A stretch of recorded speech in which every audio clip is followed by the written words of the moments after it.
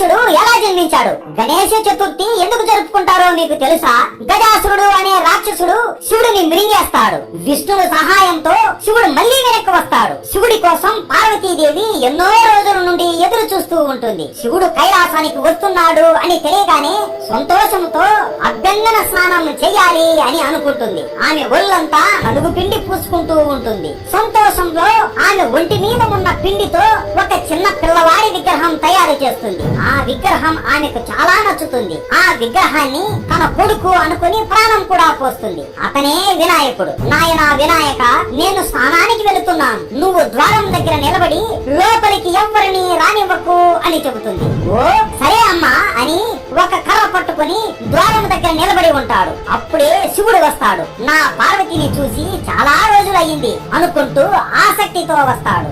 లోపలికి వెళుతున్న శివుడిని వినాయకుడు ఆపుతాడు.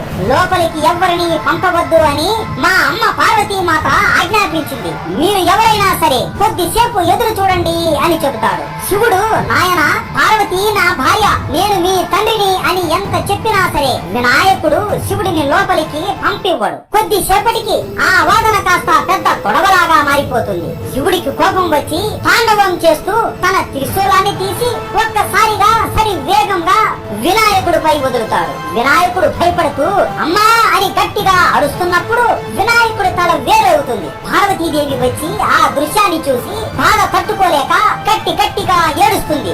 ఎందుకు స్వామి ఇలా మన కొడుకుని చంపేశారు అని కోపంతో అరుస్తుంది. ఆ అరుపులకి ముల్లోకాలు దద్దరిల్లిపోతూ ఉంటాయి. ఆమె అరుపులకి ప్రళయాలు వస్తూ ఉండడంతో శివుడు భటులని పిలిచి, మీరు ఉత్తర దిక్కు వైపు వెళ్ళండి, ఏ జీవి అయితే ఉత్తర దిక్కున ఉంటుందో దాని తల ఇక్కడికి తీసుకుని రండి అని ఆజ్ఞాపిస్తాడు. ఆ భటులు ఉత్తర దిక్కున వెళ్లి చూడగా ఒక ఏనుగు తల అక్కడ పడి ఉంటుంది. ఆ ఏనుగు తలని వినాయకుడికి శివుడు పెడతాడు. వెంటనే వినాయకుడికి ప్రాణం వస్తుంది. నన్ను క్షమించు నాయనా అని చెప్పి, ఇక నుండి నీ జన్మదిన రోజున భూలోకంలో ఉన్న ప్రజలు అందరూ నీ అనుగ్రహం పొందడానికి నీ విగ్రహం ఇంట్లో ప్రతిష్ఠించి పూజలు చేస్తారు అని వరం ఇస్తాడు. అలా మన బుజ్జి గణేశుడు జన్మిస్తాడు. అసలు వినాయకుడికి పెట్టిన ఈ తల ఒక రాక్షసుడిది అని మీకు తెలుసు. పెద్ద వీడియో ఉంది, చూసేయండి. అందరూ చెప్పండి, గణపతి బప్పా మోరియా.